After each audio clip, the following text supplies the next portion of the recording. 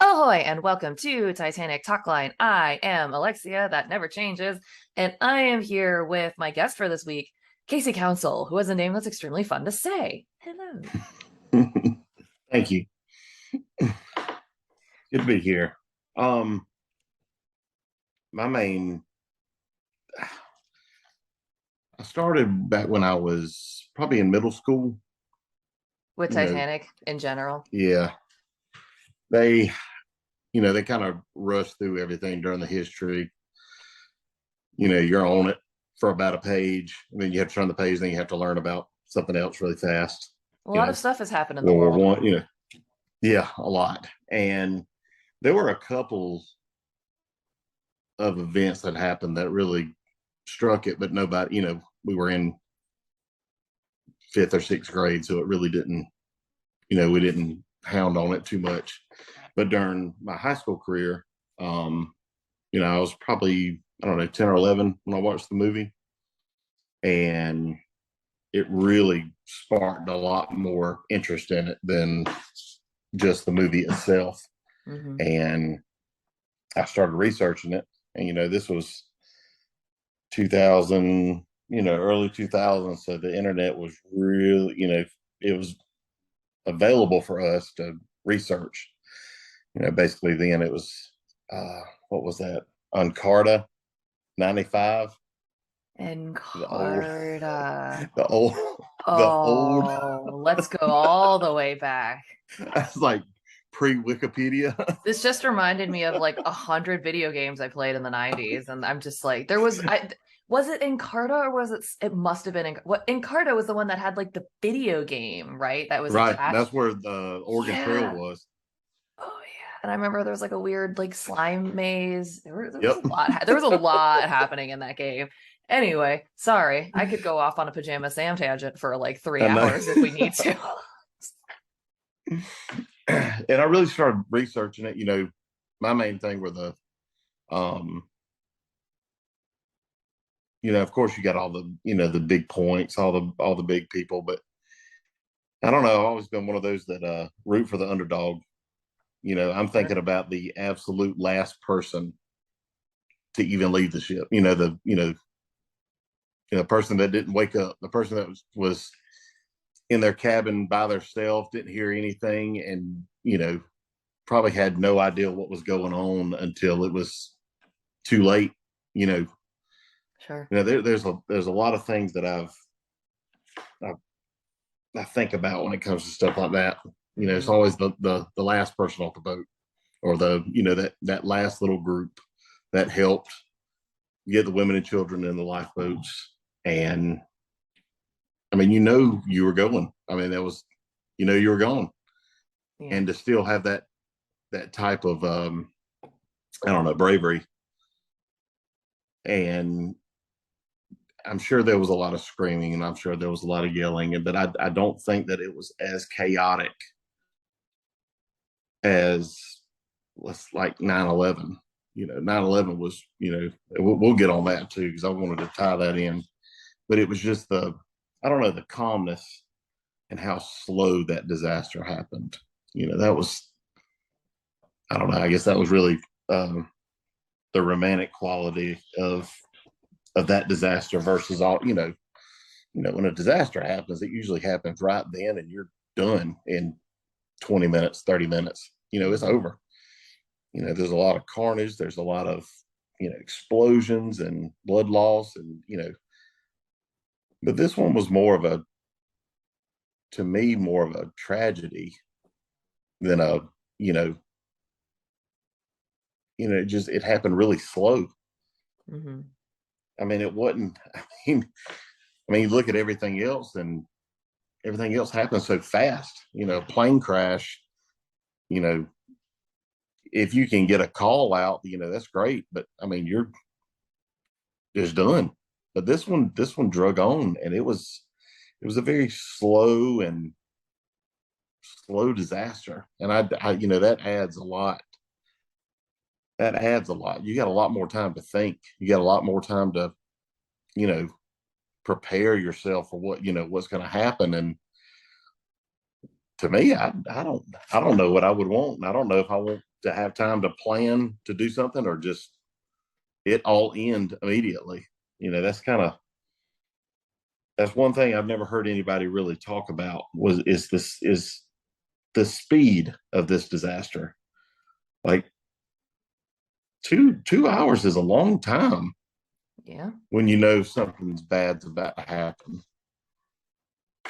And I've never really heard anybody talk about the speed, the slowness of how this happened.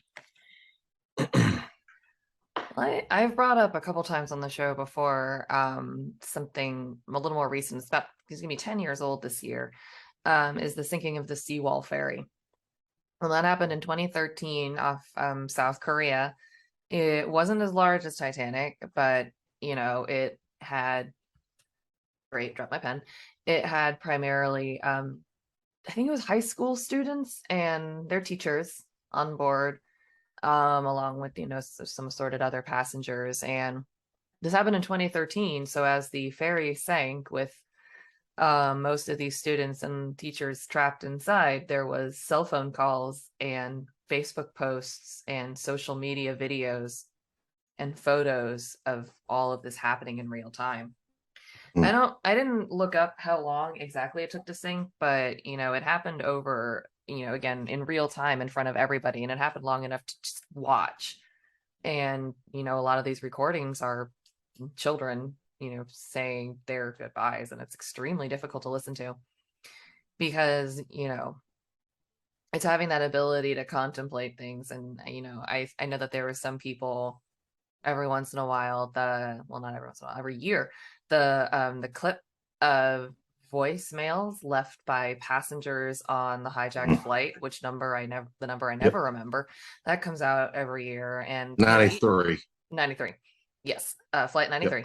And it's that same sort of thing where even though it was fast, it gave them enough time to be aware of what was going to happen to try to put out a last message. So, I mean, I think that no matter how much or as little time you have, if you're not caught completely by surprise, if you have even a moment to think about it, it does, I believe, will probably make you do so. Yeah. It was crazy, that, Mhm. and the fact that, I could send you a text right now and you would, before I put my phone down, you're already watching it. I mean, you're already looking at it, Yeah. and how instant the messages are now to these people lining up in the streets in New York, waiting at the Marconi office I mean, just in droves. They all dressed alike. So that was another thing to me that would make, getting messages out and trying to find somebody, you had to go through and find their names, had to locate these people and tell them, these are the last messages that, from the Carpathia that they had. They were already sending messages, to New York, letting them know, hey, we're on here, we're safe, and the ones that didn't. And it's crazy Right. how fast technology has advanced, and it's just the weight. The weight would have killed me. That would have been tough. It is. And I think even the harder part for that too is that there was a communications blackout ordered from the Carpathia, so and wisely so, I will say, it was probably extremely smart to do so, even though it did, you could argue that it was maybe not the right choice to make, but unfortunately, Mm-hmm. we saw already with headlines that came out around the time, the first headlines that came out were something along the lines of like, Titanic strikes iceberg, all lives saved, and reporting that Mm-hmm. everyone was fine, that the ship was going to be able to make it into New York of its own volition. And it's easy for there to be conflicting information, so I'm sure it was really difficult. But I guess at the end, it's like I understand why they did that, because it was going to be difficult news either way, and you didn't want people just running around with crazy shut, like, because they were already doing that. Right. We can't get the news right now. you can't No, get you can't get the truth now on news. So I you don't can't think get that the will ever truth. change. You can't get the truth now if someone tells it to you, right? If it happens right in front of you. History happens right in front of you, and you're like, that just happened. And someone goes, no, it didn't. Like, well, I don't know what to do Okay, now. well, it is what it is. Right. It's like, cool. I'm glad we had this extremely riveting conversation. I know. You Wonderful start use of my questioning yourself. time. I don't. I just start questioning why I engaged in that in the first place. I'm like, this was Yeah, a waste of my 30 seconds. right. I'm done. Well, before we get too far into nonsense, because I will, you mentioned you have actual like notes. You have bullet points like some of my more prepared people. Yeah, there. I'm. I went to the Biltmore. Mm. Probably that's another one of my favorite places. Um, I went up there. I had a book that I found in an antique store down here, and there were like four of them, and it was a they had a big dairy at that time, and they had a consignment sale for their dairy cows. So I had a book.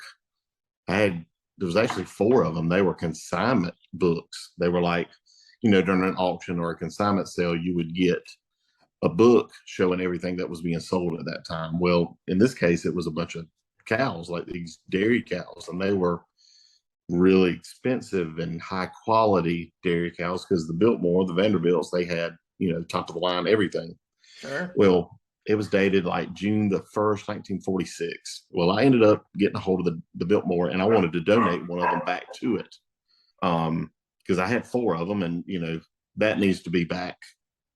I'm big on history and museums, and they can take care of it a lot better than I can, and it needs to go back. So Sure. I ended up getting a free trip up there, and I donated the book, and they gave me a free tour of the place, and it was one of my favorite places in the world. I love it. Well, I got to go behind the scenes. I got to go to the archives room, which um, they were never on display ever. They'll never. These were personal documents from the family for I think 150 years. I mean, everything. These were receipts where they bought clothes, all their tickets from around the world. Um, it was really neat to see all that kind of stuff. And the lady asked me, if I'd seen if I was interested in a couple of things, and I told her, there was some events that I wanted to see, and she had like the newspaper clippings of it. So I got to see the newspaper clipping of the Titanic, the front page story, and they have it in the archives there. But they also have their boarding passes. Wow. They were set to sail the Titanic and come back Mm-hmm. to America. Well, Mrs. Vanderbilt ended up getting sick, and they sailed home 2 weeks early. So by the time that they made it to New York and made it back down to North Carolina was about 2 weeks. And I think they had been there. Lady told me they had been there for a day. I think Mm-hmm. maybe either a day or two. And the news of the Titanic was front page news, and they still had their boarding pass and their tickets from it, Yeah. which was it was crazy. Especially with all the conspiracy theories with the J.P. Morgan, and the Vanderbilts they were right there along with the Astors, and um, they were in that group, and it was crazy that they could have went, they could have been right there with them, but just the fate of her being sick and wanted to come home a little early from touring the world saved their life. It's crazy. It's one of the few times when getting sick on vacation actually does you a good favor. Yes. But the boarding pass, the ones that I've seen, in these archives, and I saw, at the museum up in Pigeon Forge, there were, um, you got to see a lot of that, over time, and they were um, very brown. They had aged. A lot of these boarding passes were crumbled up, shoved in a coat pocket, and then, over the years they had those initial wrinkles in it, and then they were flat. This one, it had a little bit of tan, a little bit of discolor to it, but it was remarkable how flat and perfect it looked like it was a year old. That's what it looked Wow. like to me. And I mean, it was in, but that is something that would never be on display, like out in glass or anything like that. I was very fortunate to be able to see that kind of stuff. Um, it was neat. I mean, two of my, the Biltmore and the Titanic are two of my favorite, events in history, and I got to see both of them in the exact same place. That was that doesn't happen a lot. That is pretty I cool. just I really thought that was neat. I think it's neat. Yeah, that was and it was just they had deck chairs, from that. I mean, they still, the thing about the Biltmore, because it was built, at the 1895, and all of that same architecture came from England, and they brought it over here, and all that was still used in the time. So I mean, if you ever tour the Biltmore, it's like stepping back in time. You get to see a lot of that, um, a lot of the woodwork, a lot of the chairs look the same, the dishes, all the china, all the glasses, there was a wheelchair there. I mean, it's really neat that you can actually see that kind of stuff up front. I'm big into that kind of stuff. No, I'm an interactive learner myself. I don't find a substitute between being able to see things. Yeah. Photographs and videos are wonderful, especially for places and things that I'll never get to see. Like I'm never gonna go visit some places, and some things have been lost to Hmm. time that I'll never get to see. And it's like that understandable. Like, and I'm never voluntarily going down to the Mariana Trench. So show me No. videos of that all you get the fuck out of here. No, I'm not. No, I like that's fascinating, and I'll look at videos of that, but I'm not freaking going. No Right. way. But Yeah. there is a certain benefit to being able to see, if not, like for example, the Titanic, the things that you can to be able to make that tactile connection to things. For the same reason that you go visit, when you're little, your parents, quote unquote, drag you to old places. Right.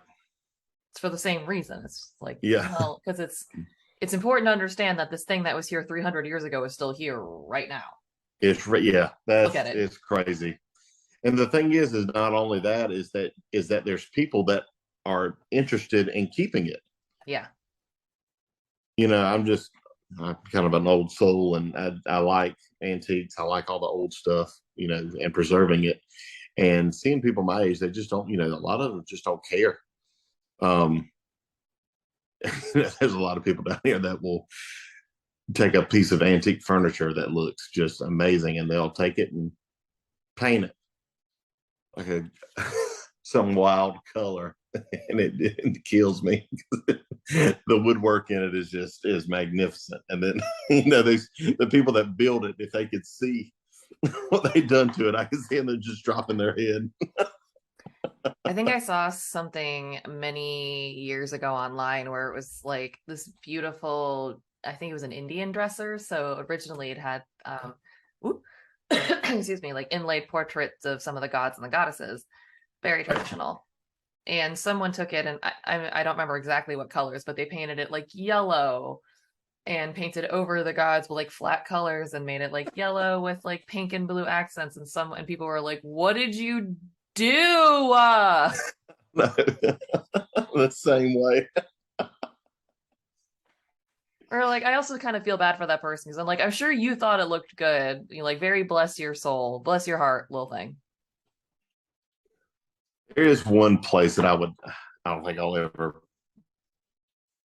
make it up there, but if it does happen, it would be neat. Would to go to Nova Scotia. of the Halifax and be able to go see the cemetery where they buried all the ones that were recovered. The Um, Mackie Bennett. yes, that part right there was another big one. Amazon's got some really good documentaries. They got some really bad ones, but they've got some good ones. And that was one I was watching a couple weeks ago that really stood out. It was basically the story. It happened. It started the night. I mean, it started like the day after, where they were commissioned to go pick up the bodies. So they were hiring the people, and basically getting that those 75 guys ready to go back out there and prepare them. You know, I psyching those people up and tell them, hey, we're about to pick up these people. In the back of your mind, you still think, oh, we're about to go pick up a couple of survivors, but there's probably going to be a few of them that have passed on. That there, that little bit of hope that there are still survivors just out there floating. You always have it in your back of your mind until you actually see it. And I thought it was really neat that the John Barnstead, John Henry Barnstead, he was the what is, I guess he was the registrar of Halifax. He was the one that basically kept up with who died, who was born. He was kind of the the census person. He did everything, but it was just Sure. him. And What a fun job. yeah.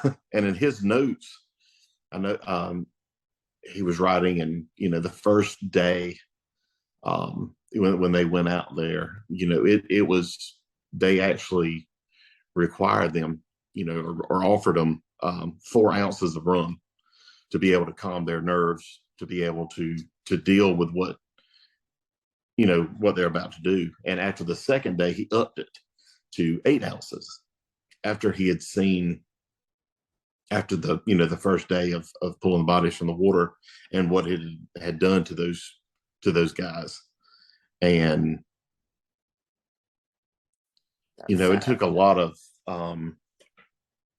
with all the mental health issues that people have on this year, this time, Mhm. that you can, I mean, there's apps on your phone that if you've got something you need to get off your mind, you can just talk to somebody, and we've got a lot of real big problems, I think now, and it's very, I'm all for it. I've used it.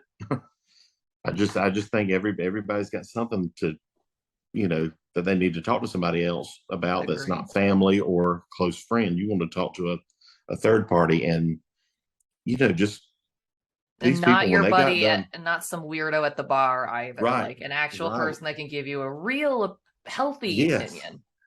yeah, an actual removed opinion of the situation. And it really just, it kind of got to me, because these guys, when they got home, they pulled a couple hundred bodies out, the ones that they could pull out, and not the ones that they just, they took all their effects off and bagged them up and buried them at sea. They had to live with that for the rest of their life. And back then, being a man was, you got to be a man. I mean, you had to bottle that back down and not even think about bringing it up to anybody. And I think it really got to them. And I think one of the,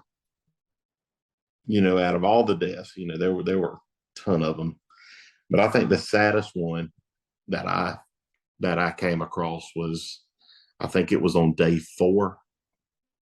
It was either day 3 or day 4, and they pulled a 3-year-old little boy from the water, and he said the boat just stopped. Nobody said a word. All the commotion stopped, and it was just you're pulling them, bodies out of the water. Here's a body. Here's a body. Here's a body. It gets, I've got a couple of friends that work in medical, and you get used to that. That's just something you get used to. And I guess after a day or two, you got used to it. It's just one after another. And they were doing it so fast that you didn't have time to really think about what's going on. Hey, this is another person. This is another person. This is another person. You just keep going on. And, I thought it was very, to me, I think it would be very surreal when they pulled that little boy up and everything just stopped. And the fact that they donated all of the crew on that boat, they donated a part of their pay, all of them. They all got together and paid for a private service and a headstone for that little boy. I thought that's probably the best thing anybody could have ever done in your life. No matter what they did for the rest of their life, to me, I thought that was probably one of the grandest things a human being could do for another human being. They had no idea who this child was, and all of them got together and did this for them. With all the hate in the world and just everybody has got a problem with everybody. I think deep down, everybody has got a soul, to me. At some point, all of that stuff doesn't matter. And then when it hits you in your face, that's when it matters. I just thought that was probably one of the most beautiful parts of this entire tragedy over, with everything, from it striking the iceberg to today. Out of everything, I still think that is one of the greatest moments that could have ever come out of this. Well, it's the acknowledgement of humanity. Mm-hmm. It was crazy. And I read a little bit more about him, John Barnstead. Mm-hmm. There was a there was a ship called the Atlantic that had wrecked and went. Ooh, sorry, before you move on, I looked up, I'd forgotten the name of the baby, but they did a mitochondrial DNA test in 2007, mm-hmm. and the body of the baby was identified as 19-month-old Sydney Leslie Goodwin. Oh, I did not know that. Mm-hmm. And what happened is the crew of the Mackie Bennett split the $100,000 reward for the recovery of Astor's body. Yep. And then they used that money to pay for the burial. And then, many years later, he was identified. That was crazy. And I read a little bit more about that. John Barnstead.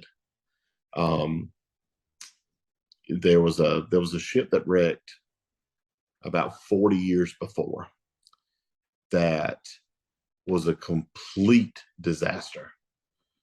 I don't know the number. I haven't looked into the actual shipwreck, but I was reading about John. And it was called the Atlantic, and it had ran aground right off of Halifax, and the recovery effort was the worst up until that point. Yes. They lost bodies. They wouldn't put them on the boats. They were, stripping the clothes and robbing these people and then just pushed them back out in the water. The crews just stole so much money and jewelry. I mean, it was all on him. That was on that town, and they had a big, a negative aura over that entire city for the longest time because of the that. Atlantic was a horrible tragedy. I think everyone except for like one or two people lived. Yeah, I still need to research that entire thing. I just looked it up because I've looked up the Atlantic several times because it's another White Star Line ship. So I brought it up on the show several times. And I have never noticed this fun fact, not to completely derail the tone here. No, you're good. But it says that according to a newspaper account, divers were paid money to recover some of the bodies. And one of the recovered bodies was that of a crewman who turned out to be a crew woman in disguise. She went, Really? yep, she went, this, according to the newspaper account, she went by the name of Bill and was a big favorite among the crew. And one of the quotes here from somebody is, I didn't know Bill was a woman. He used to take his grog as regular as any of us and was always begging or stealing tobacco. He was a good fellow, though, and I am sorry he was a woman.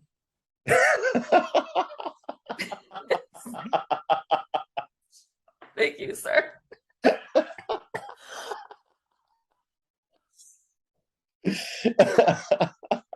I apologize if that derailed you, but No, no, no, I had no. That never was good. noticed that fact before, and I've looked up that page a few times. It's like I actually think that's kind of a cute story. It's like What one year of did it those. sink? Oh man, that sank in 1873, 73.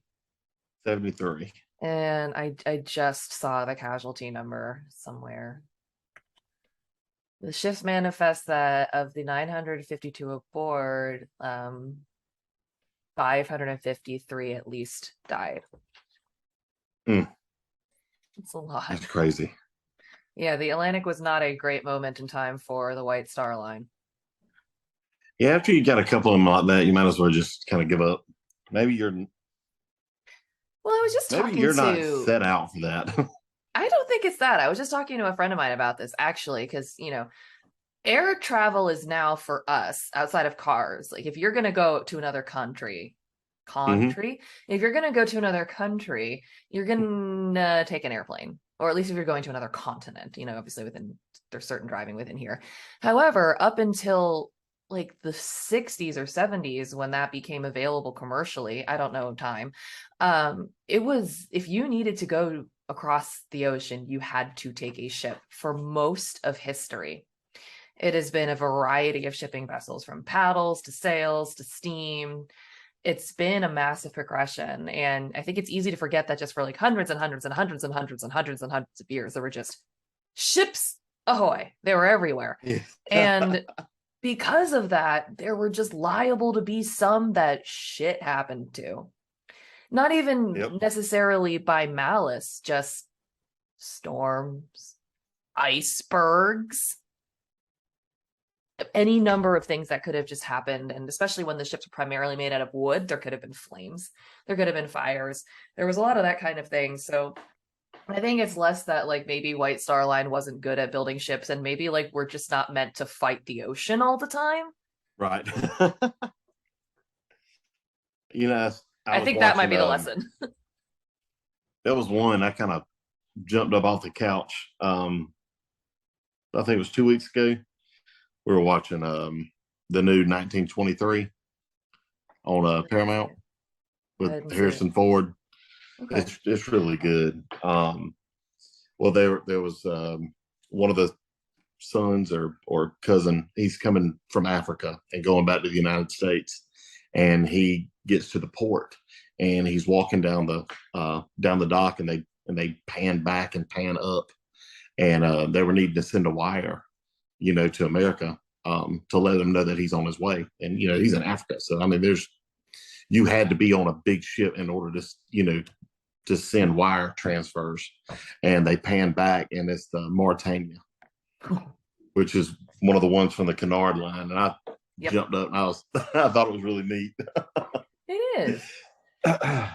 It's fun to be able to identify those little details about Oh things. yeah, It tells you you're learning. yeah. There was Mr. Barnes said there was one more thing.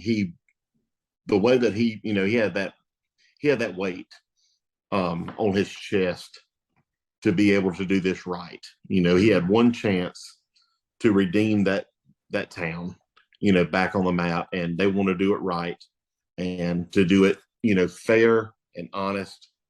And you know, this was a horrible tragedy. You need to do this right. Right. And he really put his head down and started to think. And I didn't know this. The Which now is very, I would think anybody who had any type of common sense would think about this. Is that they had the numbered bags. They had a body bag, and then you had a numbered for your valuables, for the whatever they collected off the person. And those two numbers coincided with a description of the body. So they would bring that body in, whether it would be one that was being embalmed or one that they were burying at sea. He would do a full description of that body, male, height, the weight, the whole, estimate on all that, hair color, any outstanding features, would be wrote down and would be correlated with that. And it is still used today. They did a clip to the Coast Guard, and they actually have it, and they call it's the Barnstead method. If they have a mass casualty, the first thing you do is, you take all the valuables off the person, put them in a bag that coincides with the tag that's either on their toe or their wrist or however. And it was where it really came in was on September 11th during 9/11. Yeah. And they did the exact same thing. And I thought that was just to me, I can't believe nobody thought of that to begin with. Mm-hmm. Yeah. Especially, I guess, after the Civil War, it wasn't, they could have done it, but of course they, not a lot of them had a lot of identification on them. So I just thought that was pretty neat that, even to this day was something that was started from that tragedy that we still use today. This is a much more lighthearted example, but I really love I Love Lucy, the old show. And Desi Arnaz was really involved in the production of that show. For anyone who doesn't know that, he and Lucy were actually really involved in the making of the show and then the creating of their own production company. But one thing that he introduced that we still use today really popularly in like sitcoms and certain TV shows is the 3-camera setup that allows to do certain I didn't know that. Yeah, certain types of quick cuts and pans are figured out from that 3-camera setup that keeps the set reasonably minimal, but still allows for that feeling. So it's that sort of thing where, again, it's so ubiquitous and just part of how shows are made now when you're trying to set a certain tone or achieve a certain fact, that you don't think about the fact that someone at one point was like, hey, I've got this radical idea. Why don't we just give it a crazy go? And now now everyone's like, oh yeah, the super standard method of filmmaking, you noob. Yeah. We've known that for years. Right. Like, of course you would put the valuables in the corresponding bag, you moron. Where else would you put it in your pocket? But, at one point in time, this was clearly not obvious to somebody. Have you ever thought about pointing the camera that way?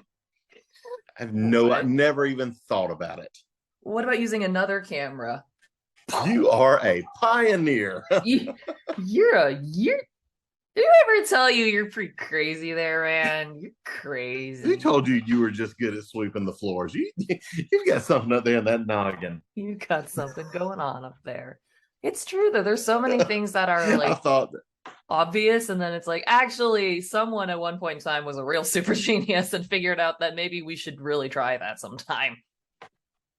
Yeah. Another thing that I thought that was a huge slap in the face to the family was of Jock Hume, the violinist. Yes.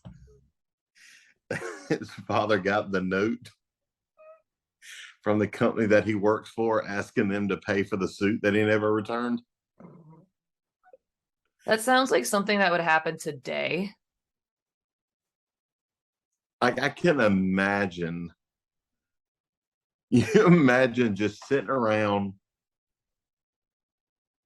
eating breakfast or lunch or whatever, and you're going through the mail and you see this one, and it's from I forgot the name of the company he was hired from.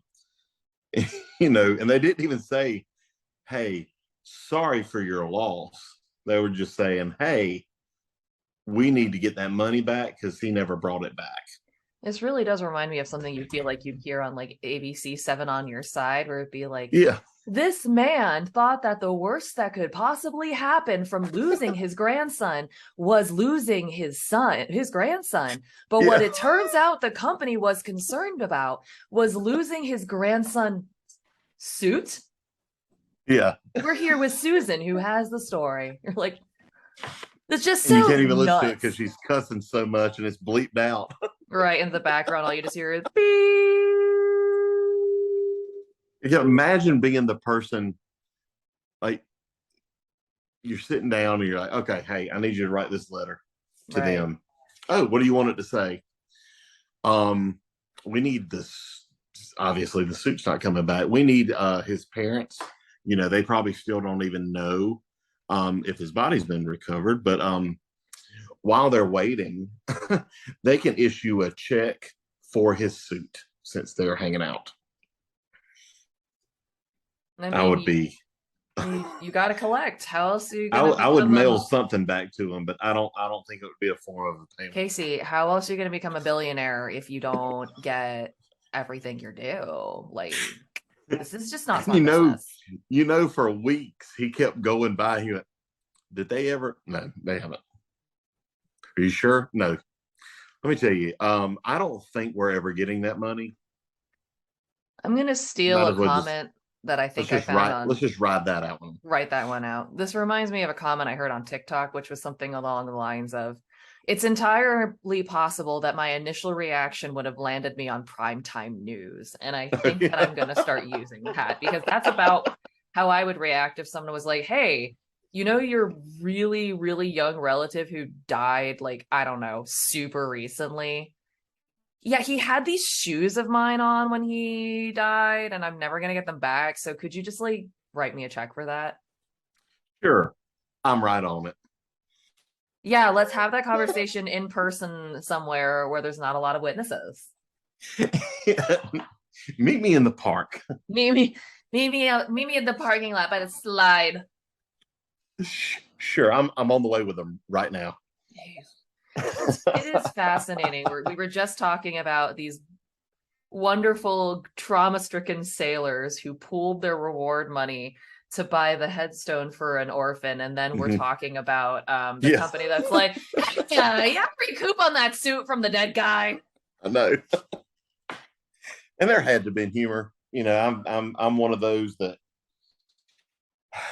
I think everything's funny. I wouldn't have found it funny at the time. Right. There had to have been some, to me, as bad luck as I have, I could see I could see me trying to keep my shoes dry and then somebody jump off the side and then splash water back up and go, of Mhm. course they would get my shoes wet before they really need to get wet. I can see that. I like to think that I would handle things like that, but I know that exactly how I would handle that, and that would just be like, "What the fuck is wrong with?" Yeah, it wouldn't go well or kindly or nice. I always think of really, really witty and funny things to say 25 minutes later, but in the moment, it's just super unoriginal. It's just like, Or could you imagine being the one that was just randomly walking by when they're all getting together and Thomas Andrews and they're discussing, how much longer do we no, she's gonna sink. Like we have mm-mm. like an hour and a half left. She's going down. And then the person walking by going, I'm sorry, what did you just say? That that's a thing that The guy always on the side, he just said, we passed an iceberg. What do you mean we have an hour and a half? Nothing. It's nothing. No, no, bullshit. You just said we have an hour and a half. What do you mean by that? I remember in the movie that Shit's gonna always sink. this was a detail that drove me crazy, but I also now as an adult know how sound stages work. But there's the scene where the carpenter, Andrews, and Smith and a couple of the other officers are all walking on the deck. They pass Jack and Rose, and he's being like, "Water's coming in, the pumps are not going to be able to get ahead." They're having this really loud and urgent discussion, and the only people who seem to hear are Jack and Rose. Like, again, it is a movie. I understand Yeah. that they had to like tell the other people's like quiet on the set, but like if I were just an extra and somebody walked by me being like, well, there's water in 3 holes, and what? Sorry, Sorry, what? sorry, sorry. Did anyone else hear that, or is this out of my depth here? So yeah, that was always a thing that fascinated me because it's like if somebody walked by me looking that official and one of them was the captain being like, "We're going down," it's like I'm listening to that man. Oh, and it it doesn't help that he's got 9 rolls of the blueprint up under both arms, And walking he's through really everywhere. sweaty. Like he looks super Even like the nervous and one guy upset. at the back corner when they're eating dinner, see him walking up, going, shit, shit, shit, shit. So I What think is going this on, it's honey? just What's going on? um All the blueprints are out for the ship. Remember that little bump we just hit? Oh, that's nothing, dear. Bullshit. it's one of those things It where is like something. if it was taking place this year when you were on your phone kind of walking to through like being like yeah I don't know what's going on like I was just about to go to bed but yeah I don't know it's probably nothing in the sorry like everyone important on the ship just went by and they're all sweating a ton and carrying every blueprint I think I need to find out what's going on mom I'll call And you the back heat's really not on, so it's not. They're not coming from a hot room. right it's like it's also negative 604 degrees right here so that is not natural sweat I need to investigate love you And I can imagine, it's very like suspicious if in my if it brain. happened now, nobody, you see all those videos of those people just getting their ass kicked in the middle of the road, and instead of helping these people, you got these people taking videos, and I can Ridiculous. imagine all this stuff going down, and everybody's trying to make a video of it instead of putting your phone down and trying to save everybody. Like that's, I think it would be a lot worse if it happened today. I don't know, either worse or I better. would snatch, I would snatch so many phones and throw them out. I just hope that we never have to go through any of that ridiculousness. I mean, but unfortunately, I brought up the Seawall Ferry 20 minutes ago, and that only happened 10 years ago. So it's Hey, what was the one? It didn't happen that long ago. It was that the big cruise cruise ship. ship, I think it was over the in, Costa Concordia. yes, that one. Yeah, Costa Concordia. That sunk. Gosh. And it Two. didn't even really I just sink. It Googled it. just Yeah, kind of fell just like, over. yeah, kind of just, Burnt. yeah, that does not, that's not great either. But that whole thing happened in 2004. Oh, the Seawall Ferry is more recent. I said, That was 2012. no, Didn't you that was say that? 2013, 13. 2014. I was like, that was very recent. Extremely recent, It was actually. just what blows my mind is that when they were, they're walking through, signing off on this thing. Hmm. They're like, oh, how many people do we have on board? Over 2,000. Oh, okay. How many boats do you have? How many lifeboats? Not that many. All right. Yeah. Check. Anything else? You got enough dishes for everybody? Oh, yeah, definitely. On top of that, every person that eats, they all have 5 plates to eat, but we only have enough lifeboats to save a third of them. Thank you. It is so weird to consider how safety standards change. Like, again, things that are so obvious now. It's like, well, obviously you have enough lifeboats for everyone. But back in the day, it was like, well, you don't really need them because Titanic's a lifeboat in and of itself. You just need Yeah. these like for a minute, just And I temporarily. and I read something not even had had nothing to do with the Titanic. I was reading it was a book about warships, and they were talking about their first line. If a liner like that would falter, it's so close. The probability of them sinking would be in the harbor. Hmm. Backing into another boat, or running aground and tipping over. It was always right there. So people, there were so many boats around. All they had to do was just zip over there and save them. They weren't. They never expected in the middle of the ocean where there's nothing to hit something and then sink. Immediately. Yeah. And it was. It still. I mean, I don't think I would. I mean, I guess they just had more faith in people back then. Now, people in power, those are the worst people in the world to trust. You can't trust them for anything. They told me they had yeah, we got enough lifeboats. There's no way I would get on a boat that did not have more than enough. Like when everybody's off, there still should be 3 or 4. Sure. left. Yeah, all these things we know today, right? Yeah. And I think, Bruce Ismay is another one that everybody's got their own opinion about him, but I don't think he was a coward. I think he was severely traumatized to the point that when that happened, I think he actually lost his mind that night. Like I really thought that, I really think that he lost his. I think he lost his soul that night. To a point. I think everything he'd ever worked for just went down. And I don't think people say he should have went down with the ship. Look, you don't know what you're going to do until you're in that situation. If there's an open seat, I'm getting on it. I don't care.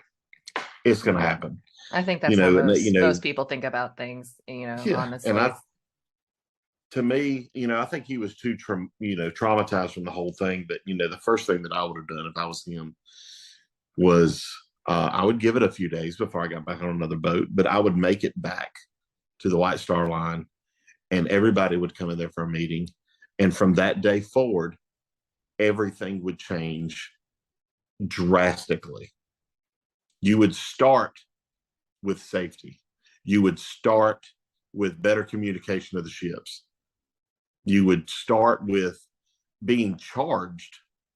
I think there should have been, criminal charges, after the fact, that if you sent out any type of distress signal, whether it be on the wire or rockets or anything, you should, even if there's boats that are going, even if one takes off towards it, the other ones need to point their noses to it and everybody go there.